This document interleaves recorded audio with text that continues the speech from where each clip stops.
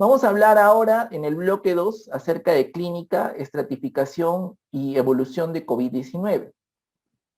Clínica. ¿Cuáles son los síntomas relacionados más específicos?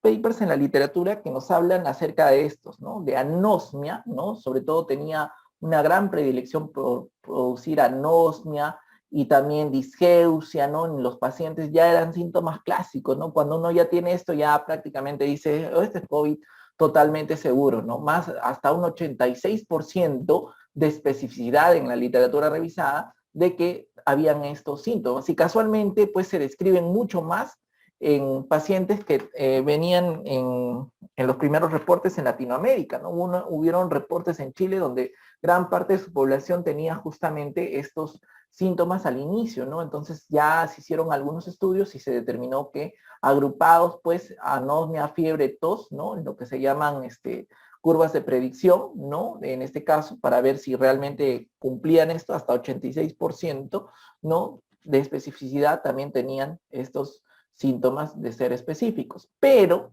en el camino van a haber otras manifestaciones extrapulmonares. Neurológico, disturbios visuales, disgeusia, fatiga, encefalopatía. En severo tenemos convulsiones. También teníamos síndrome de Guillain-Barré y strokes asociados. Entonces, al parecer, hay una probable diseminación viral, ¿no? En algunos casos hemos tenido justamente debuts con este tipo de, en casos severos de convulsiones, ¿no? Una encefalopatía producida por COVID. Gastrointestinal. Los más severos son hemorragia digestiva, pero casualmente en esta segunda ola hemos visto pacientes con intensa diarrea, ¿no? Sobre todo al comienzo de la presentación.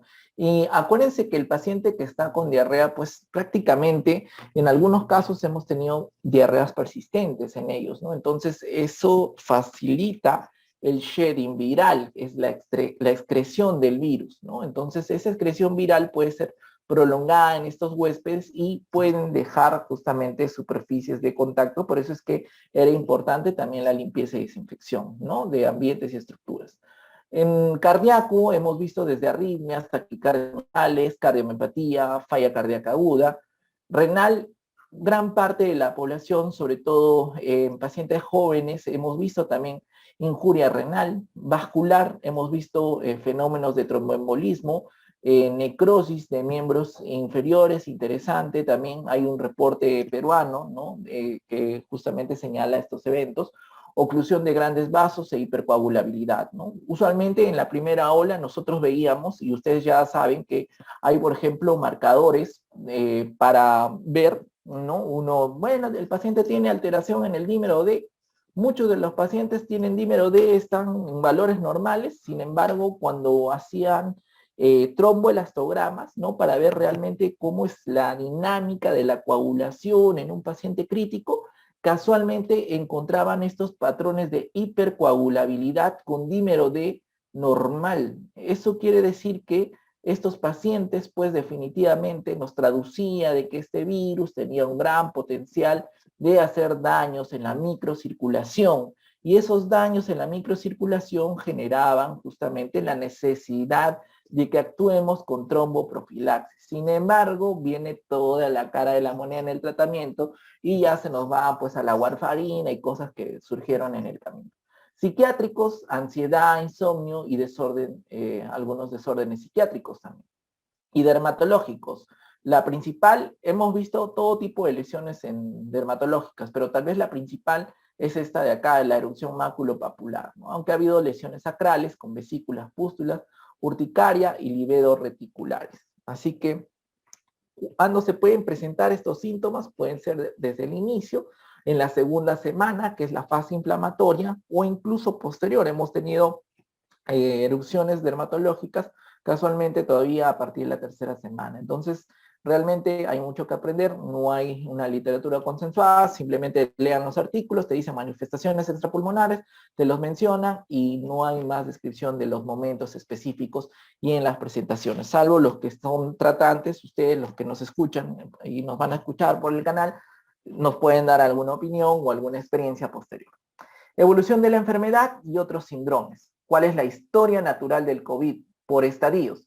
Recuerden ustedes que hay unas láminas, ¿no? Del autor que es Siddiqui, creo que son las láminas más repetidas en toda la pandemia, donde describían estos tres estadios. Un primer estadio de una infección temprana, donde había una gran replicación viral, el paciente podía estar asintomático o con síntomas leves, y acá podías iniciar la detección a través de la tecnología de RT-PCR o PCR en tiempo real, ¿no? Entonces, definitivamente estos estadios, ¿no? Uno venía acá y decía, mira, si está haciendo una gran replicación viral, en los postulados, en los mismos cuadritos, ustedes van a decir, mira, entonces tendría que surgir la posibilidad de darle algún antiviral, ¿no? Que tenga alguna actividad, sobre todo en estos estadios tempranos. Acá se postularon, pues entonces, ¿no? Los grandes artículos que salieron y luego las retracciones dijeron, bueno, hemos visto potencial en algunos fármacos antiparasitarios, hidroxicloroquina, colchicina, ¿no? etc. Entonces dijeron, bueno, acá es nuestra oportunidad. Luego venía un estadio 2 en una fase pulmonar donde ya se describe, ¿no? La mayor replicación viral, ¿no? Que tal vez ya está está en descenso. Inicia la neumonía disnea, que puede ser tardía. Acá vamos a explicar un concepto que es la hipoxemia feliz, y las opacidades en la radiografía, ¿no? Muchas veces el paciente, pues, clásicamente decían, hasta que llegue a esta fase pulmonar, segunda semana por ahí de enfermedad, ¿no? Y luego había un estadio 3 donde ya era una fase inflamatoria, ¿no? Una fase hiperinflamatoria donde definitivamente se describían, oye, el paciente está llegando con signos clínicos, ¿no? Y algunos marcadores de laboratorio, ¿no? Ya un ARDS, ¿no? Un síndrome de distrés respiratorio del adulto, ¿no? Un ARDS con una PAFI que está por debajo de 200, ¿no? Por ahí tenía tormenta de citoxinas, así lo bautizaron, ¿no? Que era similar a otras tormentas que se veían en otros síndromes, que lo vamos a desglosar, pero acá ya veías linfopenia y elevación de ferritina, ¿no? Entonces, en estos estadios prácticamente era la descripción inicial, y vamos a ver, por ahí ahora ustedes, si escuchan a otros ponentes internacionales, les van a plantear, no, pero también viene el estadio 4, ¿no? El estadio 4 ya es aquel paciente que ya pasó la fase hiperinflamatoria, pero está en ventilación mecánica, y en el ventilación mecánica ya hay complicaciones asociadas, ¿no? Al ventilador, a la ventilación prolongada, hay atelectasias, superinfecciones y otras cosas más, ¿no? Entonces, por acá ya se hablaba de un estadio 5, y por acá perdón, 4. Y también por ahí postularon, no, pero el paciente con COVID queda ya con una secuela, ¿no? Entonces hay una limitación, hay que hacerle las pruebas de esfuerzo respectivas, porque hay una disminución en la capacidad pulmonar, ¿no? Entonces, por acá los pacientes que han tenido recuperaciones lentas, casualmente después de estar intubados en ventilación mecánica prolongada, ese tipo de pacientes son los que hay estudios, ¿no? Y descripciones de casos donde no recuperan la capacidad pulmonar adecuadamente. En estudios de fisioterapia respiratoria se ha visto que definitivamente hay un daño, y es más, hay incluso secuelas de fibrosis en pacientes que son jóvenes, ¿ya? Eso es interesante. Entonces, por ahí tal vez nos tocaría aclarar estos estadios que son postulados por algunos autores, no estoy diciendo que vayan a preguntarle, pero lo clásico, ¿no? Es esta presentación que les dije del autor Siddiqui, de estos 1, 2 y 3 estadios. ¿Cuánto es el tiempo de incubación? De 7 días, pero es una media, pero puede ser desde 2 hasta 14 días. ¿Qué es la transmisión presintomática? La que se da 2 a 3 días previos antes de hacer síntomas, y es el periodo donde más se contagian. Nuevamente, los pacientes con este estudio que dije, que son asintomáticos, no pueden tener niveles de carga virales tan iguales que un paciente que está asintomático, así que mucho cuidado, ¿no? Este es justamente el concepto que se tenía que revisar para ponerlo en las definiciones. ¿Cuándo la carga viral es más alta en el paciente? Usualmente al día 7 de iniciar los síntomas. En eso también hay algunas literaturas que te dicen, pues, que es al comienzo de la enfermedad el pico más alto. Por ahí algunos estiman media de 4 hasta 7 días, pero para nosotros lo estamos considerando con el día 7, ¿ok? cuando es mayor el shedding viral. Shedding se está refiriendo, es una terminología que se está refiriendo en este caso a la excreción ya de partículas virales usualmente, ya, definámoslo así, al inicio de la enfermedad, ¿no? Entonces acá es importante tomar las medidas de contacto también que se hacen para estos pacientes. ¿Cuánto es el tiempo de persistencia del virus en superficies? Ya hemos dicho que en aerosoles, en espacios cerrados, podría estar 30 minutos, ¿no? Hablando y todo, pero en superficies puede ir hasta 1, hasta 9 días sin desinfección. ¿Y con qué se va a inactivar? Justamente con etanol. Varios estudios sugieren que puede ser desde el 62 hasta el 71% y en un minuto se está inactivando.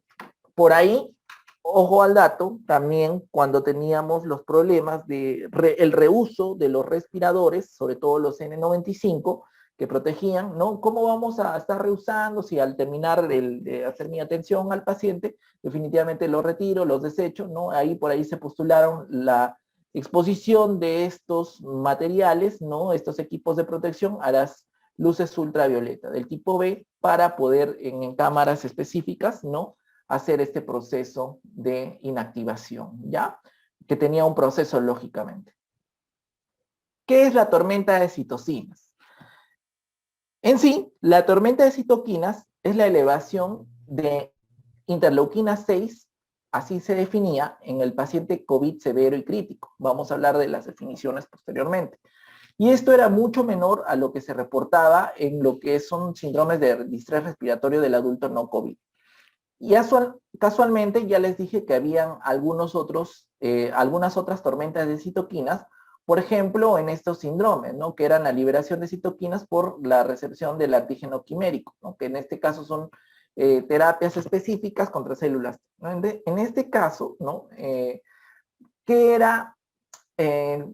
era justamente la batería de exámenes que nos podrían predecir esta tormenta de citoquinas? Oye, la tormenta de citoquinas puede ser secundario a todo un proceso inflamatorio que está surgiendo en esta segunda fase y vamos a tener alteraciones. Como les dije, puede estar elevado el dímero D, la proteína C reactiva y la ferritina, ¿no? Entonces, por ahí decían algunos en la literatura, te decían, oye, un ferritina con puntos de corte ya más de 1000, por ahí una PCR inicial que era más de 200, ¿no? Y un dímero D elevado, ¿no? Por ahí no te daban un punto de corte específicos. Y aparte, el paciente que tiene fiebre, tal cual era el marcador, por ejemplo, de este síndrome de liberación que es CART, por ejemplo, de acá se desprendía este criterio CART, fiebre, ¿no? Entonces, y con una, digamos, una rápida caída en el PAFI, por ejemplo, ¿no? En el paciente con COVID, ¿no? Entonces, por ahí algunos grupos se animaron a decir, bueno, ¿qué tal si lo agrupamos todo? Y por acá también podría estar surgiendo otro marcador, que son la elevación de las troponinas, por ejemplo. Entonces yo digo, oye, este paciente podría estar surgiendo con algo que no se explica en esta enfermedad. Tenemos más infiltración, un paciente que está yendo mal, ¿no? Entonces dijimos tormenta de citoquina. Hoy en día ya hay metaanálisis, ¿no? Donde han descrito que definitivamente de todos estos marcadores, justamente la interleuquina 6, que es target específico, ¿no? A través de su receptor soluble, por ejemplo, del fármaco tocilizumab, que vamos a hablar un poquito más adelante, esta interleuquina 6 justamente tenía, se esperaba que hayan niveles de elevación mucho más altos en el paciente COVID severo y crítico en comparación a otras tormentas de citoquina. Hay metaanálisis que demuestran que esta interleuquina 6 lastimosamente no se eleva tanto como sí lo puede hacer en otras tormentas de citoquinas. Así que hoy en día, mi percepción, ya esto es a título personal, no deberíamos estar dosando interleuquina 6 de manera particular para pacientes porque no tendría ningún beneficio tal vez según metaanálisis ya para este tipo de presentaciones, sobre todo en segunda semana. Lo que sí se ha visto es que hay otros marcadores como los que estoy mencionando, como dímero, proteína C y ferritina, que sí tendrían una mejor correlación con lo que está pasando en esta fase inflamatoria. Es por eso que este término ya ha quedado un poco, tal vez, en la nebulosa y se están proponiendo usar términos como endovasculitis, una injuria viral, una linfodepresión, en vez de utilizar este término de tormenta de citoquinas, ¿ok? Entonces acá sí ha habido algo un poco más de luz tal vez, y como menciono acá abajo, ya pongo otro término que es, en este caso, la sepsis viral, ¿no? Entonces prácticamente de los pacientes que mueren, ¿no? Usualmente se veía que en las primeras series, sobre todo en China, que había un porcentaje interesante de pacientes que morían por sepsis. ¿Los virus producen sepsis? Por supuesto que sí. Clásicamente se ha asociado este concepto a bacterias solamente, pero hay sepsis viral, bacteriana, fúngica también, porque inducen algunos marcadores proinflamatorios, ¿no? Entonces, al hablar de marcadores inflamatorios, veamos lo que pasa usualmente. Si este es un caso leve, usualmente vamos a tener que el macrófago, ¿no? A nivel pulmonar va a iniciar una respuesta y va a tratar de controlar, ¿no? Entonces, como hay una buena respuesta, mi inmunidad innata, mi barrera, mucosas y adquirida, ¿no? En este caso, humoral y celular, están todo ok. Entonces, controlo la infección, el paciente no va a pasar a mayores, ¿no? Entonces, en el caso crítico y severo, ¿no? Acá sí ya hay una pérdida de la integridad del epitelio, endotelio a nivel pulmonar, y esto genera que el SARS-CoV-2 vaya y directamente haga su fenómeno de puede ser endovasculitis, ¿no? A nivel capilar pulmonar, ya saben, puede haber microtrombosis, también puede producir exudados, ¿no? Todo el alveolo acá se llena de pus, ¿no? Taponea todo esto, se producen todas las citoquinas inflamatorias, producto de toda esta gran inflamación, y estas citoquinas hacen un estado tan proinflamatorio que ya no se puede controlar, ¿no? Entonces, como hay una proinflamación tan intensa y no se controla, ¿no? A nivel de macrófago globular, vienen los monocitos, vienen los neutrófilos, quieren atacar acá a todo lo que está generando esta injuria, pero producen más y más injuria, porque ya no hay nadie que los pueda controlar. Entonces, esto es el fenómeno que se conoce hoy en día como sepsis viral. Así que pueden ser porque se ha visto que muchos de los pacientes que mueren casualmente por COVID, en las necropsias no se evidenciaba que había gran daño, ¿no? Usualmente habían injurias, microtrombos, ¿no? Entonces, todos estos procesos que hemos mencionado acá, estos son producidos tal vez englobados por esta sepsis viral, ¿ya? ¿Qué es el síndrome post-COVID? Tan de moda ahora. En la presentación clínica, ustedes van a recordar que el término que vamos a utilizar son síntomas que persisten más allá de las 4 semanas desde el inicio de síntomas, ¿no? Entonces, si el paciente tiene esa tos no intensa, que es casualmente uno de los últimos síntomas en irse, perfecto, estamos con esta definición. 4 semanas, ¿ya? Desde el inicio de síntomas. ¿Cómo clasificamos el síndrome post-COVID? Esta revisión es reciente, no tiene ni 2 semanas el paper de donde salió estos términos. Así que subagudo lo han clasificado como de 4 a 12 semanas desde COVID agudo. Crónico o síndrome post-COVID, anormalidades más allá de las 12 semanas desde el COVID agudo y que no sean atribuibles a otros diagnósticos. Ojo, que un paciente que tiene COVID es susceptible a tener otro tipo de infecciones, lógicamente, a futuro, puede ser otras infecciones virales.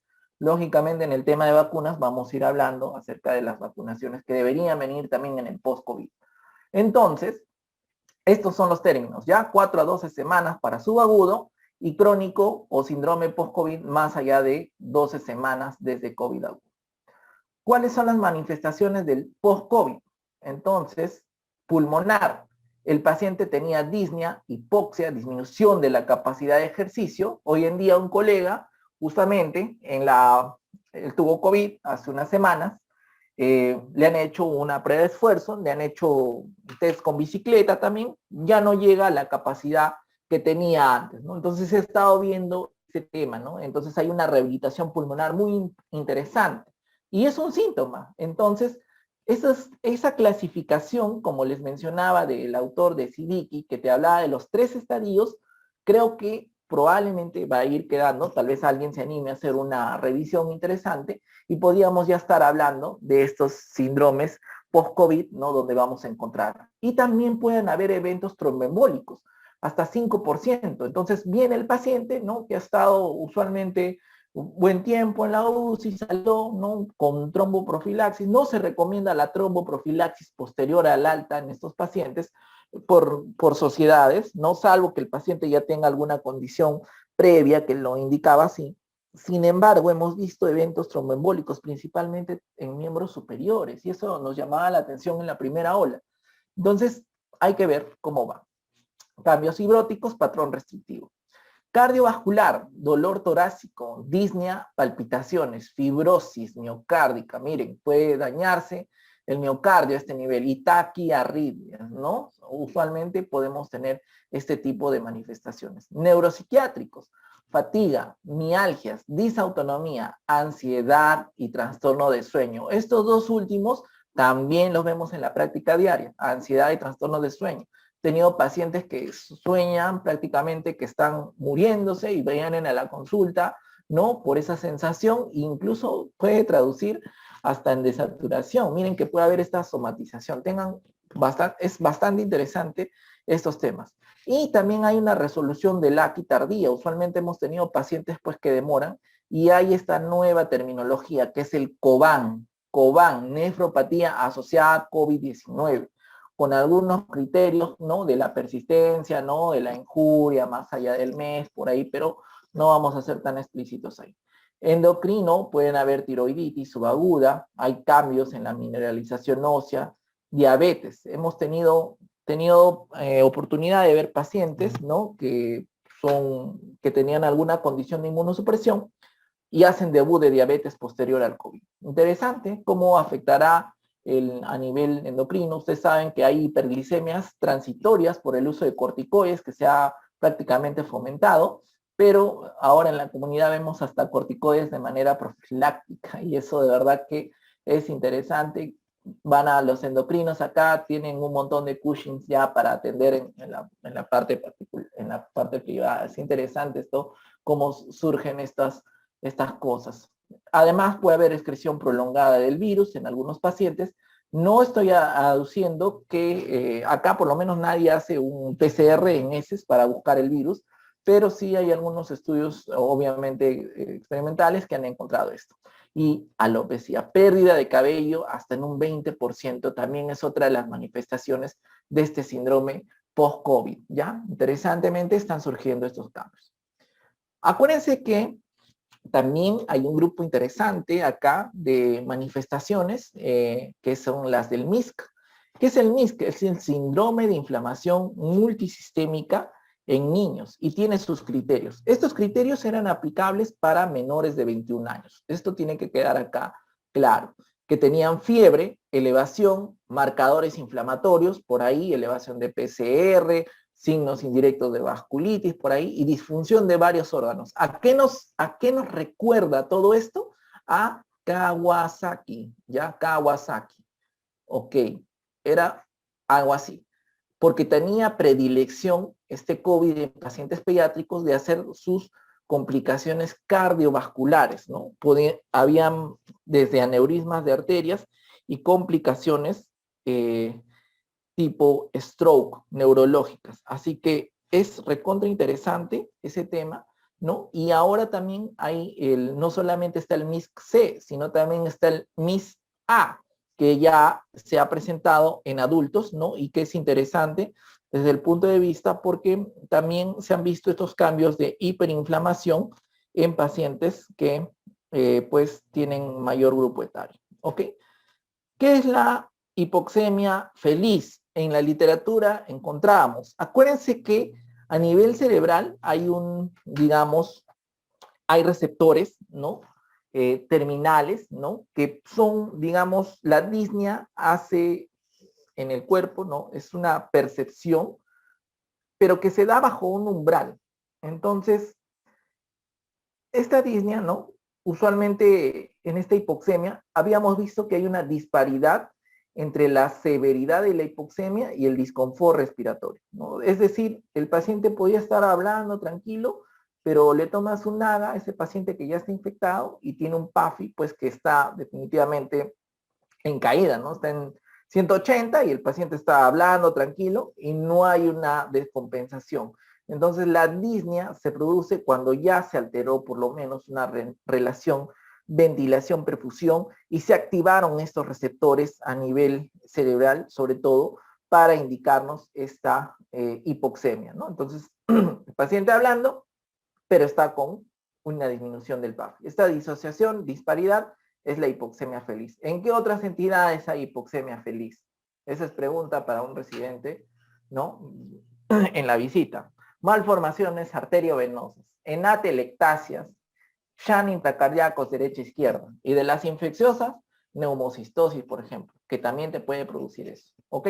Entonces, acá tienen sus términos que sí son interesantes. Vamos a hablar acerca de estratificación y pronóstico de pacientes con COVID-19. ¿Cuándo es un caso sintomático? Ya habíamos dicho los síntomas clásicos, cuando desarrolla síntomas y ya tiene la confirmación del SARS-CoV-2. ¿Cómo se define caso asintomático?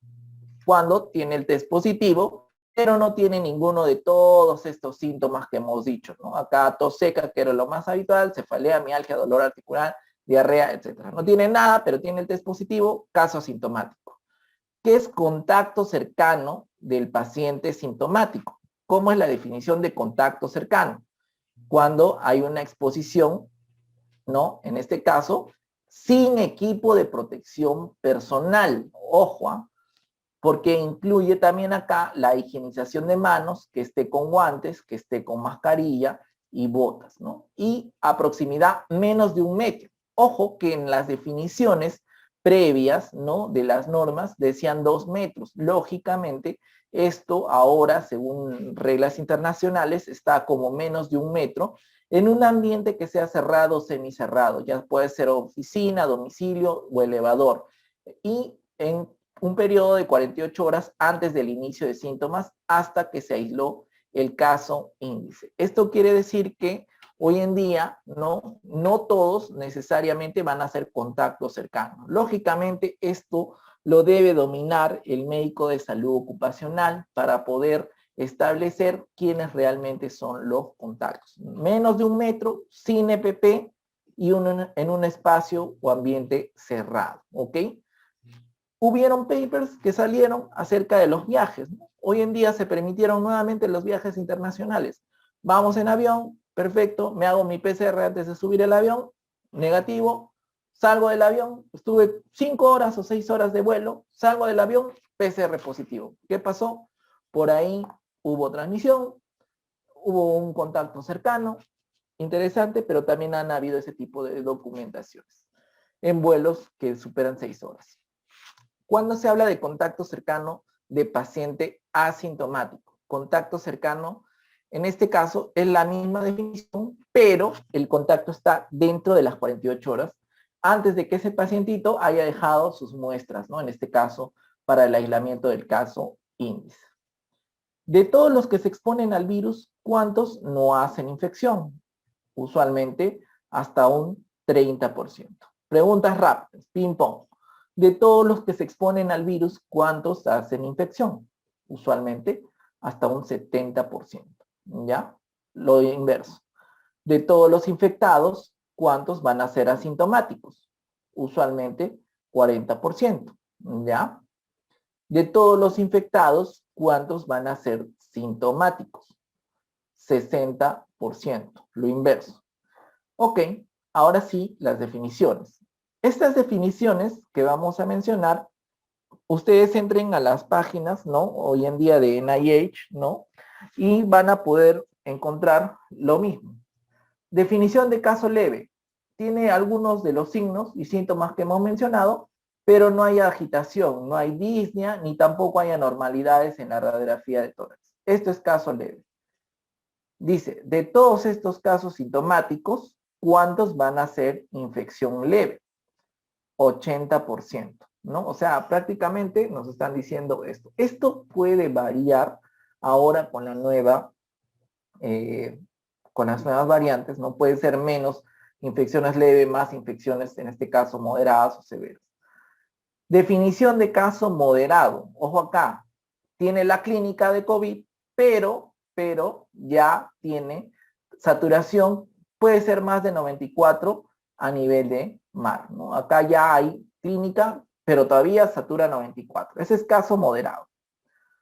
Ahora, ¿cuántos hacen infección moderada de todos los que tienen síntomas? Hasta un 10%, ¿no? Nuevamente repito, esto es con datos de primera ola. En segunda ola todavía no tenemos. ¿Cuál es la definición de caso severo? Caso severo, habíamos dicho ya saturación. El punto de corte acá era 94.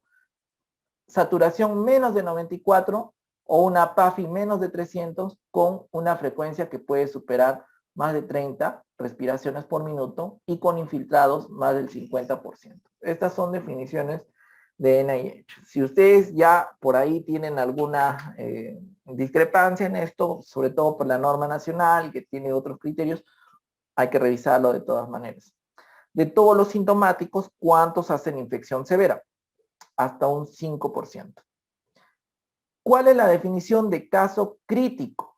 Crítico, aquellos que ya tienen no solo insuficiencia respiratoria, sino también ya tienen shock séptico y disfunción multiorgánica. O sea, el punto de corte acá era 94 según definiciones internacionales, para definición de caso severo menos de 94, moderado más de 94, ¿ok? De todos los sintomáticos, ¿cuántos hacen infección crítica? Hasta un 5%. Mortalidad global estimada, 0.8%. ¿Cuántos se mueren en casos leves y moderados? 1%. ¿Cuántos se mueren en severos? 20%. ¿Y cuántos se mueren en críticos?